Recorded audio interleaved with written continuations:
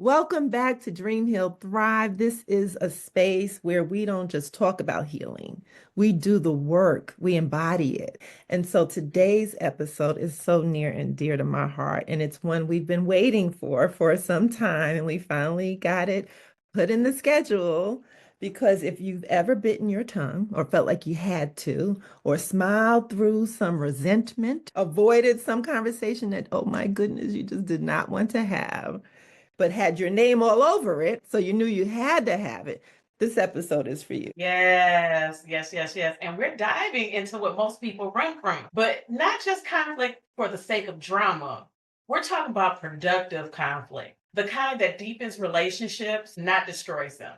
And we know we can take some off. And we've got the perfect woman to help us unpack this, Dr. Yes, yes, yes. It's my honor to introduce everyone to my sister, my cousin, my friend, my mentor, Dr. Lynne Maureen Hurdle, who teaches women how to lean, not just women, she teaches everyone. We focus on women. So today she'll be talking specifically to our issues as women, but basically how we can all lean into hard conversations and reclaim our voice. Today she's going to be helping us get closer to conflict instead of running in the opposite direction. Because real peace doesn't come with pretending that everything's just okay, right? It comes from the truth of what actually is. Before I let her tell her story herself and really dive into these questions that we have lined up for her, I would like you to know in depth who this woman is and why we're so excited that she's with us. Dr. Lynne Maureen Hurdle is a communication expert and conflict resolution strategist, television host, a TEDx speaker, anti-racism facilitator, leadership coach, a mom, and a Bronx girl like me with over 40 years of experience in blending the connection between communication, conflict, and culture into her unique style of engagement for leaders. She is the author of the bestseller, Closing Conflict for Leaders, the co-author of The Difference, Essays on Loss, Courage, and Personal Transformation, and she hosts the award-winning E360 TV television show, Working It Out Across Generations with her youngest son, Justin. She brings her special Lynne to us today. I'm so honored to present to you Dr. Lynne Maureen Hurdle. Welcome. Oh, thank you. Thank you. I'm so honored to be here. I mean, I got excited just warming up for this. I love that we are talking to women today about this. I love talking about it in general, but I think that this is a special audience. I am Dr. Lynne Maureen Hurdle, known as the conflict closer. And I love playing with that because number one, I think that a lot of times we really don't try to close conflict. We really sort of leave it out there hanging. And one of my least favorite sayings is, well, let's agree to disagree. I feel like that's just a cop out. It's basically saying, I'm tired of talking about this. Right. I'm done. Right.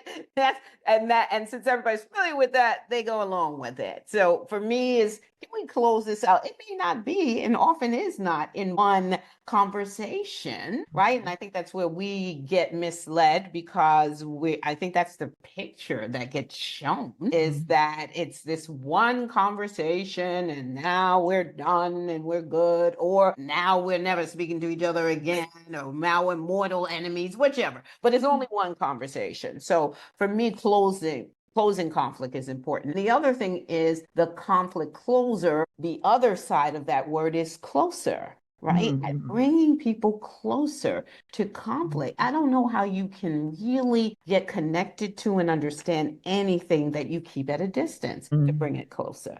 Right? Conflict is not going anywhere. The longer we live, the more conflict we'll be engaged in, the more adventurous that we are, the more courageous and bold, just living our dreams and engaging in relationships. The more we do that, the more there is a likelihood that there'll be conflict. Amen. Absolutely, absolutely. And I can honestly say I'm guilty of the let's agree to disagree. That's me. So this is for me.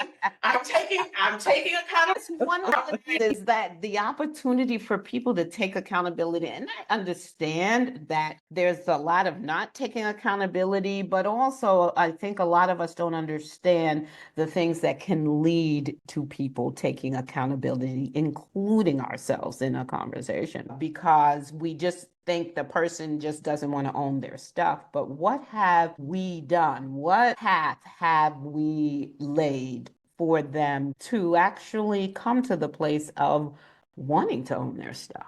And how much do we own our stuff? Look, we want everybody else. That is so true. Oh my God. That's the first thing. I mean, I get so many clients that sign up with me because I need you to fix my husband. I need you to fix my sister. I need you to. And I'm like, okay, but guess who we're going to start with? You, me.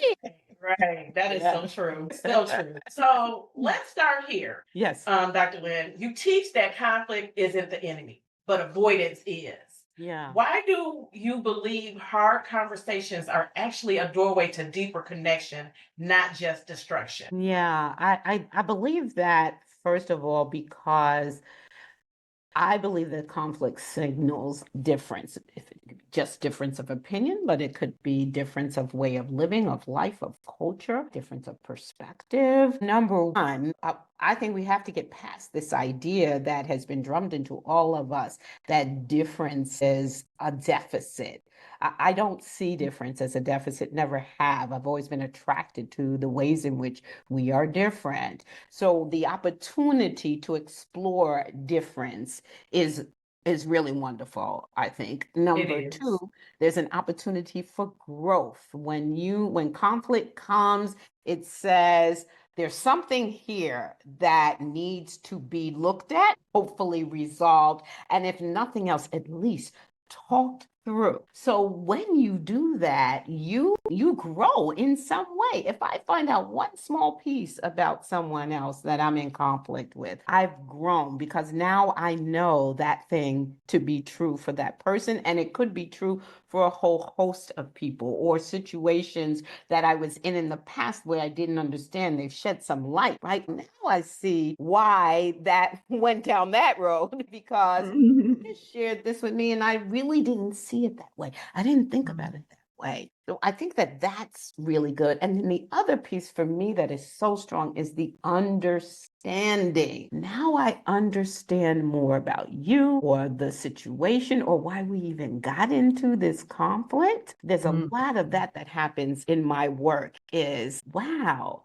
you mean that just that gesture that I did let us hit when we weren't talking to each other for a week. Like, wow, what? That understanding of something that I had no clue about, or for me was just something that I normally do, some gesture, some words, something that I normally do. For you, real meaning, underlying meaning that most people wouldn't know about unless they were in conflict with you or had that deeper conversation. I love that. And it's interesting that, the way we see difference is like a negative thing, but the way you're presenting it is like a difference is an opportunity for us to appreciate something about someone else. You learn, you grow, and perhaps that's like that doorway, to really have that a better connection or some kind of connection at least. It's interesting. It's interesting. And another thing I want to add to that is I always say understanding is a choice. And it comes with you having an open mind and I guess the stage of accountability as well is understanding the other person's view, not just your own. Right. And having that intention to understand is so important because when you have that intention, you don't go in with trying to be right and overpower with your opinion and your way of doing it. You go in curious, and that leads to you asking some really good questions. That leads to you listening more than talking. That leads to you leaning in. I mean, body language is critical when you're talking about conflict. And so me sitting back and crossing my arms, I'm listening. What your body is saying. I know. In, right? Because when we lean in when we want to hear more, right? Know more. So leaning into the conversation, to the conflict that we're having is really a part of the way that we get more connected and we really do get to understand. Yeah. And that toughness, right? I'm sticking here and this is what I believe in, so I'm not open. But we also have the opposite of that. People who are Mhm. timid, they don't want Yes. to rock the boat. And so they don't say anything, especially like in our romantic or family relationships that are really near and dear to the heart, where we have, we feel like there's so much at risk. So in your experience, what Mhm. actually happens when we avoid those types of tough talks because we're Yeah. afraid, you know? Yeah, well, what happens, I'm going to tell you the number one. The first thing that happens is that you're being led by past experiences and past influences. That's number one. I will say that it is rare that we are in the actual conflict with the actual person who we are in conflict Mm. with in the Oh, moment. that was about, Should I do a little beat? yes, because that right there, that goes on a t-shirt. Yes, yes, Okay. yes. It is rare that we are in the actual conflict with the actual person who we Mm. are in conflict with in this moment. The influences of the people who raised you, the people, the adults around you, how they did conflict, what they shared about conflict, what they felt about conflict, that's the first thing that rises up for us when we are in a conflict. And if you often don't understand, like, what just happened? Why the person, well, they were triggered by something, but Something rare else. again, that is you. Yeah, you said the thing that Mm. triggered them, but the reason they're triggered way back. But just knowing that when I work with clients, that's the first thing I do. That's what I ask. How do the people, the adults who raised you or were around you, how do they do conflict? And it is in all my years, over 40 years, I've heard maybe 4 or 5 people who said, oh, people in my family or people around me, they did conflict. Well, we really were taught that conflict is opportunity. That's not what I hear. Either people avoid it or it was really done horribly, right? Very dramatically, violently, either verbally or physically. Nobody ever talked in front of anybody. Everything was behind closed Right. doors. And even then, in many families, you still couldn't hear, even if you put your ear to the door and hear it, what they were having conflict about. Like, no, most people do not have a good conflict origin story. And Mm. so trying to work past that in a society that does very little about showing that part of conflict as an opportunity and to grow and connect. We are shown so much drama. We're shown so much violence. We are taught that conflict is something we do not wish to have. And yet, if we really look at society, it's the only thing that's really changed things is conflict when we don't see eye to eye. And Mm. we have Yeah. to do or choose to do something about it. Because I mean, look at where we are right now. I know. I'm thinking Like, about that. Yeah. like y'all know Absolutely. that avoiding this, staying silent, doing nothing is not what's going to change this. Mm-mm. Right. You have to engage if you honestly want to see change. Mm. And there are many ways to engage, and we have to really get used to uh, looking at conflict very differently than we do. We talked about reframing conflict and how we're looking at it and having those tough talks with family and people that we love. Let's talk what it looks like to bring the conflict closer.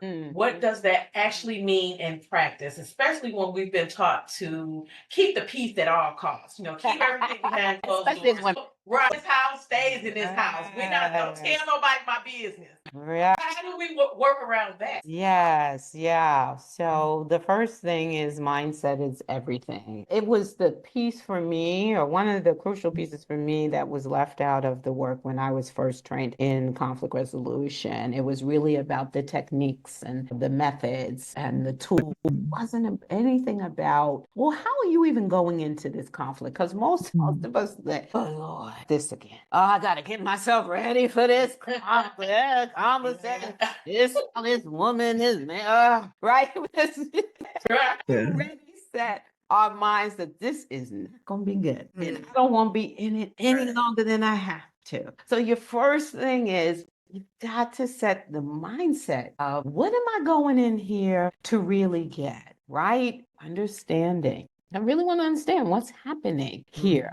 I want to understand the difference. I'm trying to find out where we disagree, as well as where we do agree, right? That's important. I want to go in not trying to get everything I want and to insist on my way and that I'm right, because most of us go in insisting, right, that we're right, which leads to, even if you have skills, you use them poorly. If you have good listening skills, but the only thing that you're listening for in the beginning is where you can interrupt and jump in and make your point right, then those skills are really not going to work for you. So set your mindset to what's the intention in here. The intention isn't just to get in there and just get this done. The intention is to find out all the things that you could possibly find out about why this conflict is even presenting itself, what it means to the person or persons that you're having conflict with.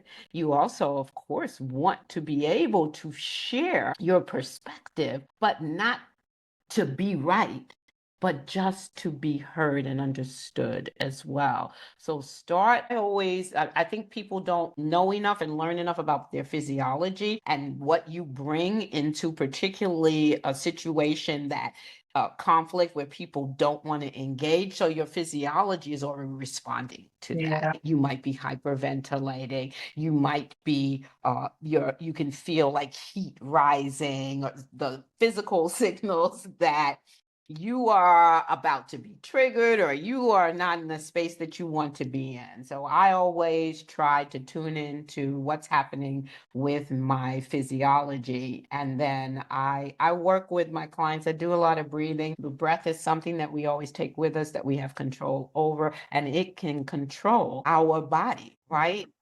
I've been able to bring my blood pressure down in the moment in my doctor's office, so she don't give me another medication, by doing breathing. Yeah, it works. Powerful.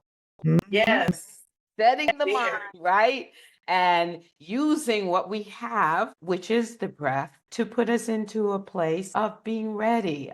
Sometimes conflict springs up on us, but a lot of times what we're talking about is that you have the opportunity to prepare yourself to engage in this conflict. And you got to pay attention to where your mind is taking you about doing that. Are you dreading it? Well, you've got to change that. I call it, mind shift. You've got to shift to what can be positive about this situation. What can come out of this that can be positive? Because that's not the first place your mind is going to go. Yeah. Oh, that is so important. That is so important. And I guess if you are in the midst of something, right, and it's heated, you can just maybe pause or, maybe take that moment for both of you to go do some breathing. Right. And then, or sometimes I'm right in the middle, right in the middle. Let's just take a minute. I'm going to take a minute to breathe. I invite you to do the same thing, or just pause. Or hey, maybe we need a break. Sometimes, like I was a mediator for a lot of years, and some of the greatest mediators would bring snacks. Like, I just really people more comfortable. Right. I did that with my kids when we did family meetings. It just make people more comfortable, a little relaxed in the situation. I love So that. now, when you're in the midst of a conflict, that's one thing. How do you know? What are the signs in a relationship that a hard conversation is needed? What are some of the things we can look like? Because sometimes it seems like it looks fine. It can look fine on the surface, but we know somehow that something is amiss. Well, number one, you know how they say trust your gut. You know your gut has been telling you for the Mhm. longest time there's a problem here, but you've been avoiding it. Yeah. So that's one thing. When a topic comes up and there's ultimately silence, either or both, but that should tell you something, right? Nobody has anything to say because what's really essentially happening is that you haven't dealt with it, so it's been lying dormant in order for it to rest up to come back again. Doesn't sound good.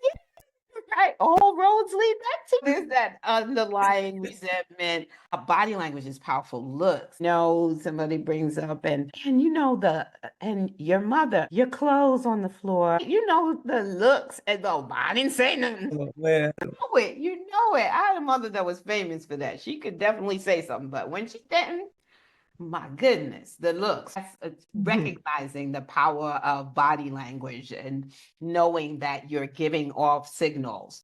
If you're rejecting it, if you bring up something, not this again, right? If it's in your mind, right? Mindset, this I do not want to, no, then you know that's something that is clearly not settled. So Right. it's coming back up, but because you all decided to just kind of walk away or squash it down. If other people, right, bring up something and you go, oh, no, we don't talk about that. No, that's the signal. Or you get afraid, like your body, your physiology starts, your heart starts pumping, and you realize, gosh, okay, I'm afraid for this has come up again. So it's clear you got to talk about it. Or you feel resentment. We talked about that before. You feel resentment.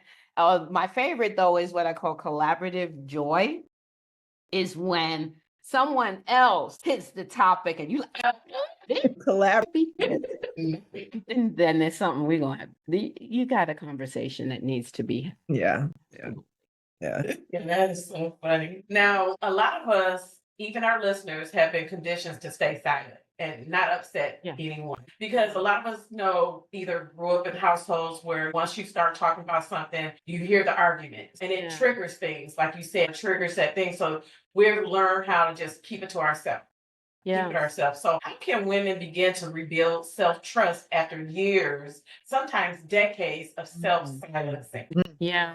And I mean, listen, I was taught to definitely be silent. My mom was very much like, you are not gonna say a daggone thing. That I was taught that. Monet and we grew up in a family where there's lots of conflict and we were kids. So of course, kids are not going to have anything to say about any of this, even though we might have tried at one point and then we were silenced. So I understand about being raised to be silent, even as a woman and, in a heterosexual relationship. Oh, don't say nothing to that man because, you might lose it. Don't. Yeah, right. We socialize like that. Too much talking too much, right? Or talking back too much. So one of the things that is important is awareness, to understand that this is a conditioning. This is being socialized. And yes, it's the way that you have conducted yourself throughout your life. But if you can be socialized to do that, you can yourself or get a coach or read some books around conflict resolution techniques, communication. You can unwind that over time, right? It's not an overnight thing, and you can just start with one thing, changing that differently. So whether it's mindset, which I think is such an important place to start, or whether it's training yourself not to interrupt the way really we're all in society. We all interrupt too much, but training yourself not to interrupt, but deciding that one step at a time, I am going to unwind this processing that is within me because I want connection. Like, do you really want connection? And I think, unfortunately, today there's so much disconnecting when reality is we not only need to be connected. We want to be connected. Belonging, right, is a part of a necessity for us as human beings, whether we want to admit it or not. And unfortunately, especially women, we get hurt, and then it's like the door keeps closing, closing, closing until, it takes that Herculean effort to open it back up, if at all.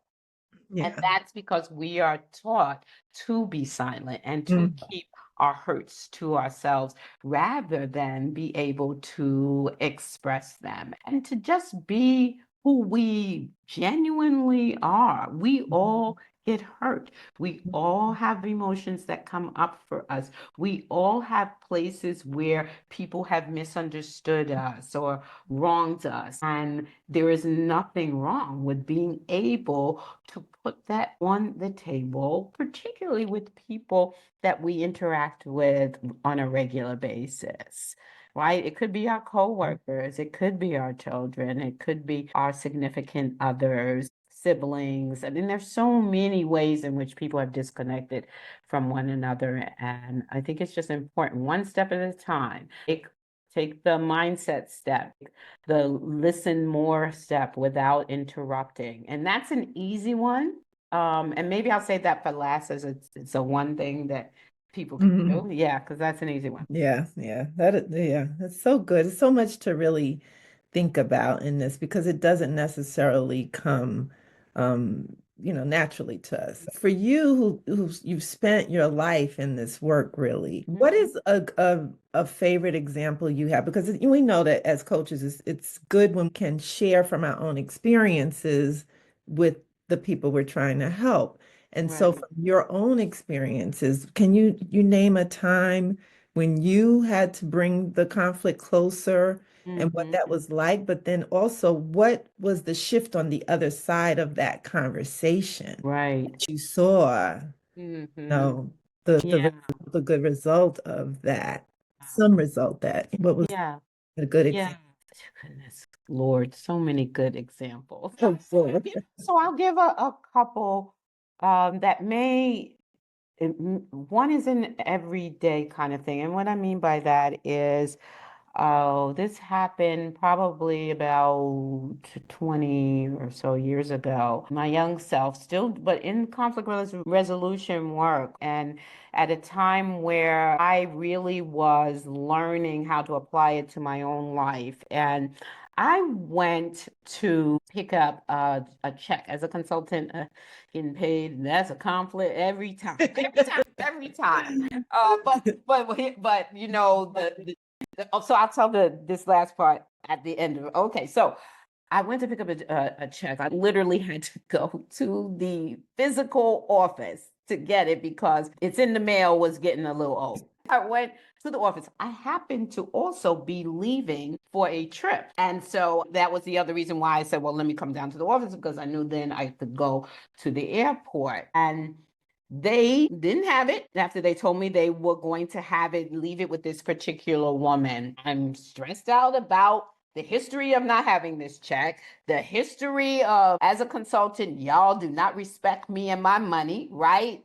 You were catering to me when you wanted all the things you wanted from me in the work. Now it's time to pay me. You forgot. Okay, so that's sitting there. And again, like I said, that's historical. So it's not just you. That's why we're not in the conflict in the moment, really. It's historical. So it's sitting on that. And I'm trying to get out of here too. And I talked to you and you said you would have it. So I lit into this woman and she was like, oh, well, you are, nope, sorry, you are not getting your check. And I left, I went out the door, like I just went out the door and I said, Lynn, is that how you really wanted to handle that? Like I get what got in the way, but is that how you really wanted to handle that? I said no. And I said, like, ultimately, what do you want? And I wanted two things because I thought it was just one, my dad going to check. But I actually wanted to make it right with this woman. I did not want her to have that impression of me, not just because this is the work I do, but just because that was in the moment. That's not the day to day. Dr. Lynne. I believe in the power of the rewind. I cannot even tell y'all how many times I have done it in his work. So I went back in there and I said, hey, number one, I need to apologize for that. That is not the way I wanted to come off. And I ran down to her all the things that were happening in this moment, including that I really needed to get to the airport and make this plane, and the check would make a big difference in me having the kind of trip that I needed to have. Not only did she hear me out, this woman ran. She took my hand, ran with me to the office where my check most likely made sure I got my check and said, have a good trip. And I'm going to tell you, it was one of the defining moments for me saying, skills work, teaching other people this thing works. I have done that over and over again. I truly believe that the power of the rewind, the power of the awareness for yourself, it's not me. That's not how. These are the things that prompted that. So let me go in and show them me. Yeah, I love the power of rewind. Yes. And I think it showed that you were human. Going back and making it right. I think it made her realize you were human. Right. And I was having a moment, so let me let you know that's not who I am, but that was a moment. She could connect to you then. Right. Because I'm sure everybody's had a moment. We don't recognize ourselves in that. What most of us haven't had is somebody to come back and tell us that, because we don't see that a lot. So the last thing I want to tell you is that years and years and years later, someone had hired me to do work, and then she was introducing me to someone else who wanted to hire me to do work. And she said, and Lynne is the consultant where you don't mess with her money. You gotta get paid, cracking up, because I know that I brought that piece of conflict closer to me by every time I had the conversations. We can talk about all the things you want me to do that I will do, but we don't leave the conversation until we talk about my money, turnaround time. And I'm not ashamed of that, but I was taught to be. And that's why I never included it in the conversation. Or I was taught, oh, don't do that, because then you might not get the job. That's the same thing. Don't do that, because then you might not get that man. Or then you put it on the table. So everybody has that understanding. Yeah. And to have a productive conversation about it instead of one in anger because it didn't get hashed out. We misunderstood each other, why go through all of that when you could just have the hard conversation? And guess what? It changes the level of respect too. Yeah. People have more respect for you because they see you have respect for yourself and your integrity and the way you do things. So it makes them have to level up to be in that room with you. That's right. To have those conversations, because I'm not allowing other things to trigger my behavior. I'm handling things a certain way. So I think that makes a big difference too. That's right. And I think that's new for going. I was going to say, I own that. When she said, Lynne is the consultant that you got to make sure our money and paid, I said, that's right. I didn't know. That's right.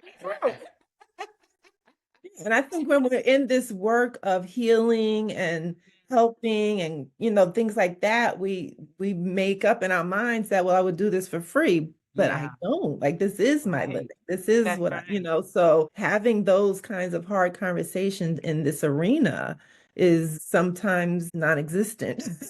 That's right. And I would say to reframe that word hard and understand what are necessary conversations. That's a necessary conversation. When you sit around and wonder about I used to do that, like I said, because I was trained and told that that's what you do.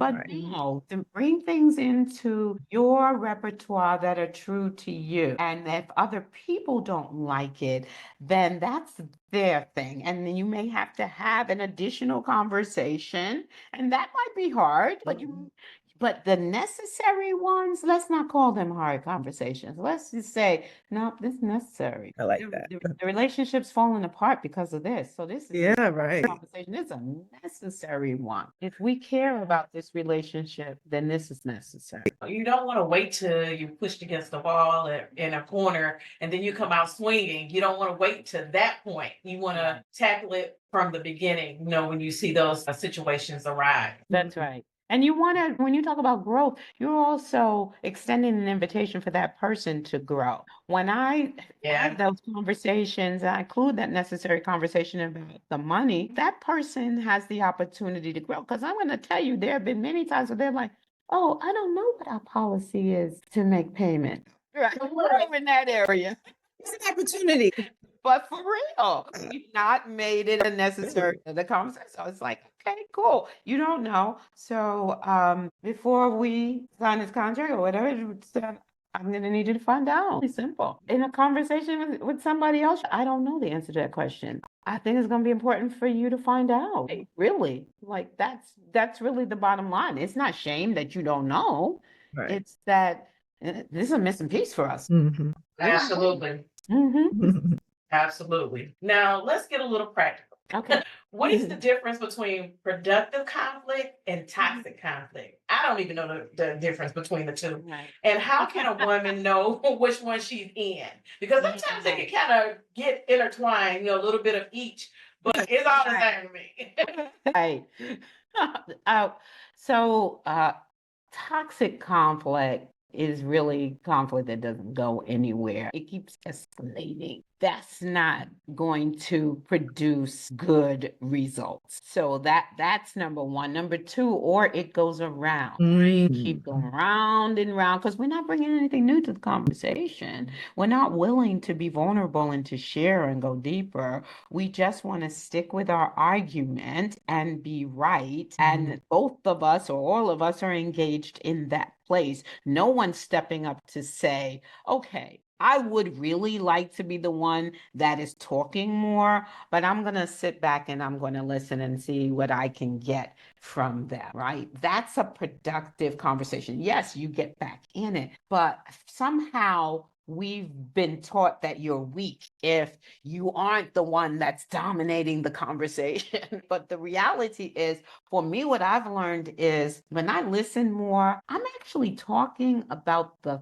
thing that we need to be talking about rather than everything. It's like, what's really going on here? What's the thing that really has you in this place of upset or whatever, or disappointment, or whatever the emotion is? Because we keep either going around, or you keep adding things. My maternal grandmother, oh my gosh, her thing was, and another thing. And we'd be like, this isn't over. She would literally bust through the door and another. How is that productive? It just isn't. So, like, let's not try to solve the whole world. Like, come on, what's the thing that right now is getting in the way of us really enriching this relationship, connecting better, working together better, understanding each other better? Because the toxic, also for me, toxic is name calling and shaming. No, that's not productive at all. I'm not saying that it doesn't rise up in you, you don't feel like it, but how does you calling me, right? This is a simple one, lazy, help me understand what that means to you? Oh, what I find is that if dishes have to be done, you don't do them until I tell you or ask you or beg you or whatever, or a week, whatever. So dishes, getting them done, that's something very different than you're just lazy. What does that mean? And you know what it means? It means whatever the last person who called me lazy meant by that. That's what that means in the moment. And usually that ain't a good thing, right? So now I am reacting to what you just called me when, again, it's not you. And it could be 20 people who called me lazy, but never explain what they really meant by that. So the name calling for me, it just absolutely. And then we all have different tones and levels, volume levels. So getting used to people in expressing themselves, but not labeling it is very difficult. Like culturally, that's extremely challenging work, but it can be done the more we learn about each other and the cultural modes, right? So if you are screaming, that's not going to be productive, even with somebody who screams too. The only time that I've seen it be productive is when I started out as a mediator, and working in predominantly African American neighborhood, we're in Harlem, and we were told as mediators they can't raise their voices, they can't talk over each other, one person at a time. And I'm like, that's not my culture. And I'm like, so I would have security running into my mediation room all the time because I'd let them scream only or yell only if they were yelling information. You always neglect me. You don't talk right, as opposed to you're a dog. Okay, got it. Talk about what it is that is, right? The issues for you, the conflicts for you, the feelings for you. I can handle the volume, but you all got to talk about in your relationship what people can handle. Because for some people, that's going to turn them off and turn them away. Right? Especially if they don't know. They're labeling you out of control, or really like over the top, or really angry when you're just passionate about what you're saying. But people don't know that. When you get a culture that actually silence is where most of the work happens for them, because people label silence as not anything happening, but people good conscious work. So I think that those are the places. It's toxic when you don't talk about the differences in the way in which you engage. It's toxic when all it does is go up. It's toxic when it keeps going round and round, right? And when we engage in the name calling and shaming of people rather than really talking about what are the things that we're looking for understanding around and possible change around. Yeah. Whew, okay. Oh, goodness. Yeah. Yeah, this is real gold. Thank you. Just really appreciate all of this. Some women are actually ready to speak up, but they might not know how to actually get the conversation started. So do you have any ways, any words, any different techniques that they might be able to use to just open up the dialogue to a necessary, I'm using my different words, conversation? Yeah, thank you for that question. I believe in conversation starters. So to really look at what's the sentence that you would like to say that could open it up. It could be, I'd really like to go back to something that we had touched on before, or I've really been thinking about our last conversation, or I've really been thinking about something, and I'd really like to share it with you and hear what you want to share with me, not hear what you got to say about it. Hear what you want to share with me, so they know that you're setting them up for a conversation, not a right. I think those are important. I think that it's difficult if you are not a talker to start with something like something's been bothering me, right? That's scary. Gosh, right? That I'm scared. It's really trying to redefine things. Like when I started doing family meetings with my kids, I would say, I know I want to do them regularly because most kids, when you call a family meeting, because you don't do it regularly, they're like, you get a divorce. So like it's gotta be bad news. Of course. So, but if you're getting used to it, or I'd love for us to talk about such and such more. Then you could say, I've been thinking about some things with regard to that. Invite them into the conversation. Are you willing to listen? Are you interested in hearing? Or because I also want to hear. I value your thoughts. I really think it's important for us to be talking more about but talking, both of us, the sentences that are invites that don't have the scare tactics that a lot of people use. You keep doing the same thing. We really need to talk about that. Yeah, that's not going to invite. Or to go to, I'm not a big talker, so this is important to me. I'd really love to talk about, right? Because if they know that you're not a big talker, rather than scare them, just to say, I own that. I'm not a big talker. But this is important to me, and I'd really love to talk about whichever it is. Yeah. Whatever.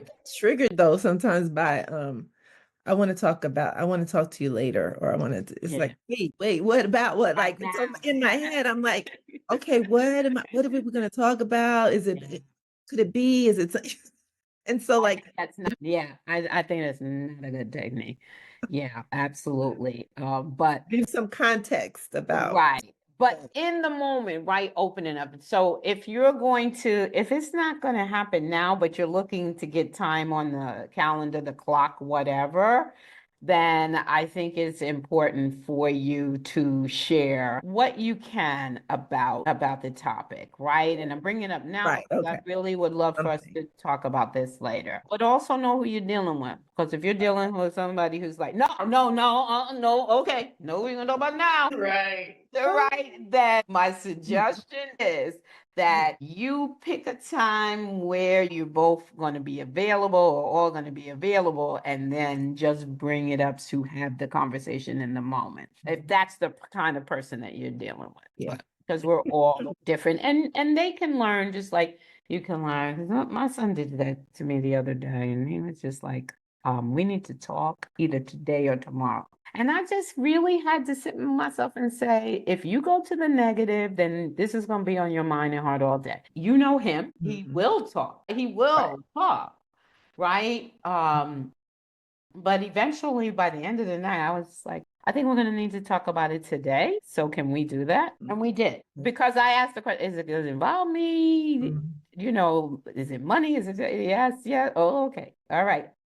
We'll talk later, but we ain't gonna be talking today because I have some decisions that I'm gonna have to make. Like that was the reason. It wasn't like, no, I need to know. It was, but if it's involving me and money, then I need to make some decisions today, not Mhm. tomorrow. Yeah. Right. Yeah, and as we talk more about using our voice and Yeah. being intentional about when we have those conversations, for the women listening who's thinking, if I tell the truth, it's gonna blow up, everything is gonna go wrong. What message would you have for her? Because a lot of them, a lot of people are walking on eggshells. They don't want to have those conversations. They don't Right. want to deal with it. So, what message would you have for her? Right. Yeah.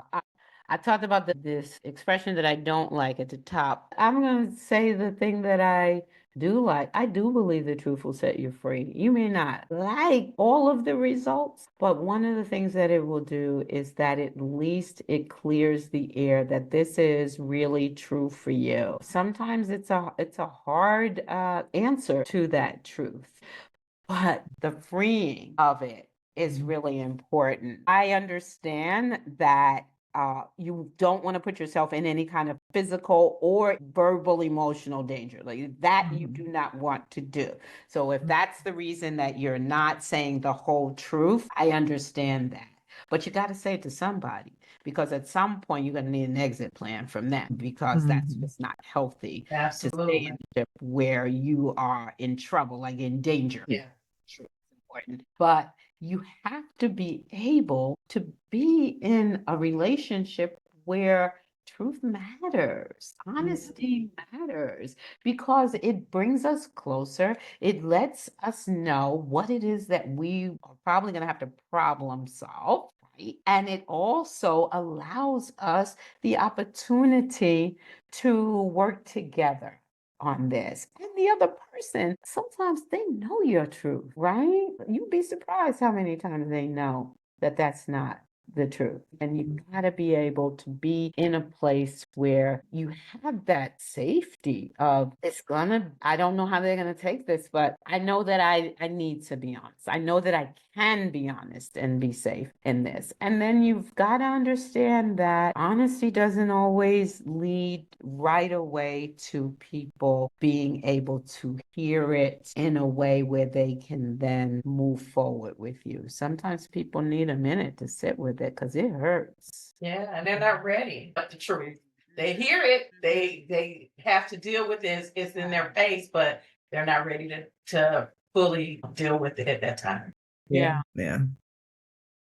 So this has been just a jam-packed. Yeah, Yes. I do want to say if I can that Mhm. Monet, I don't think that we had real trouble connecting and being honest, but we also have come through a lot of growth with each other. One of the things I can remember, so you're going to talk about a conversation. I can remember a conversation where you got heated, and I was just like, you know what, maybe not now. And you said, no, no, no. And you brought yourself down and said, no, no, no. I want to hear it. I want to, because yes, this is where I am in the moment, but I really want to hear what you have to say about it. And I thought that was such a beautiful moment, because I could have left it, because I know that I could come back to you and talk anytime. But for you to be able to not shame yourself, you went there, but to hear, oh, but wait a minute, right?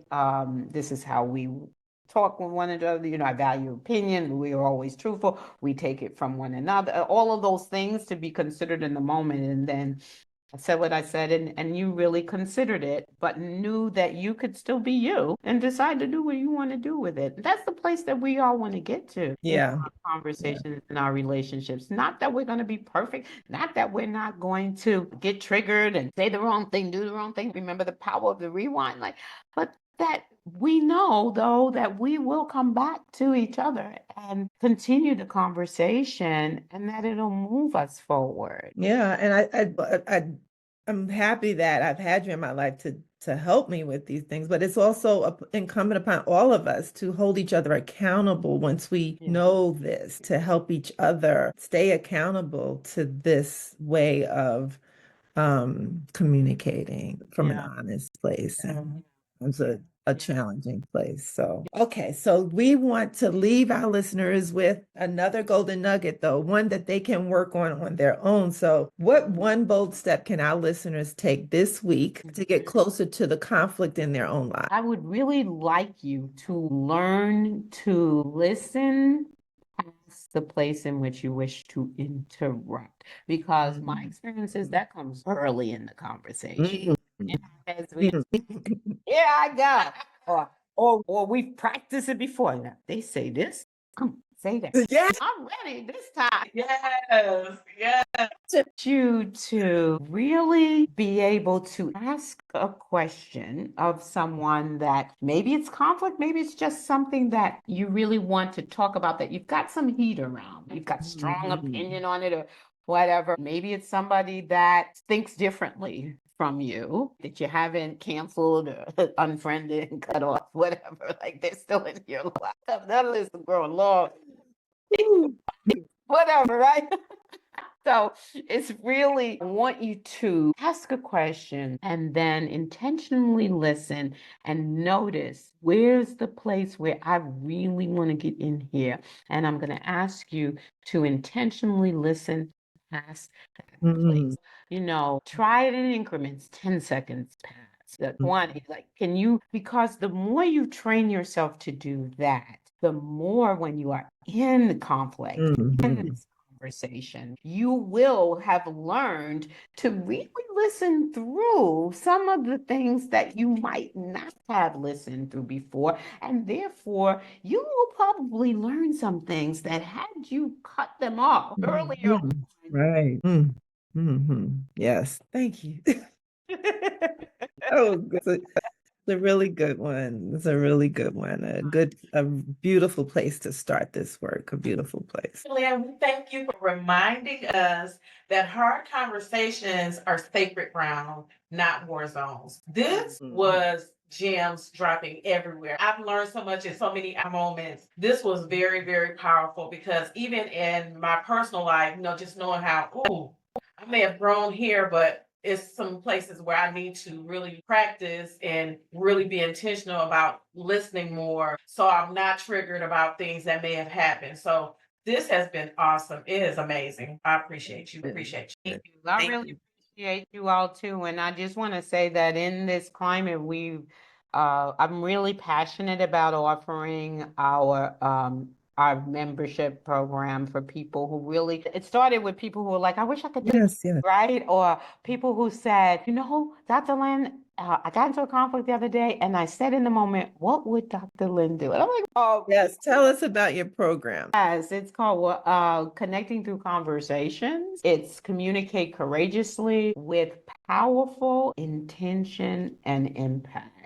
Because I believe you've got to have the intention of having a specific impact, but that impact doesn't have to be that you change their mind, that you're right, rise victorious. but the impact could be that we've actually opened the door to conversation and left it open to know that we can continue to come back. And it does take courage to do that, but Mhm. it's also the intention of connecting with that person. Mhm. Yes.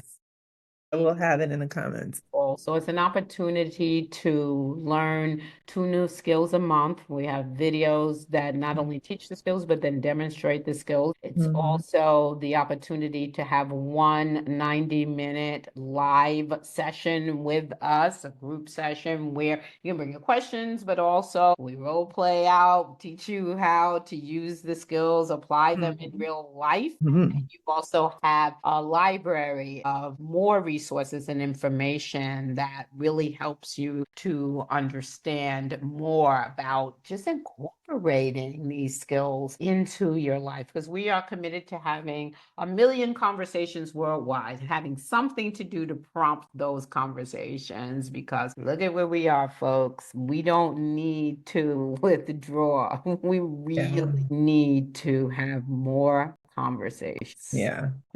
Excellent. Excellent. Well, we will definitely have that information for everyone to be able to link to you and learn more about your program and to sign up, sign up, sign up. Because we really we want connection in our lives. That's what makes this life worthwhile is our connections and relationships to other people, not just this isolated feeling of being on an island. So when we have connections with people, we want the truth there. We want to have true, honest connection. We need to bring this conflict closer Yes. and just be able to really move forward with power. And Lynne's program can help you get there. Absolutely. Thank you, Q. Amazing, you. amazing.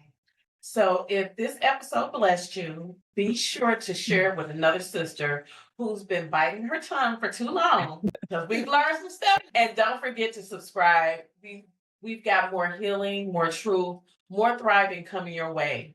And until next time, dream, heal, thrive. Have a good one. Bye.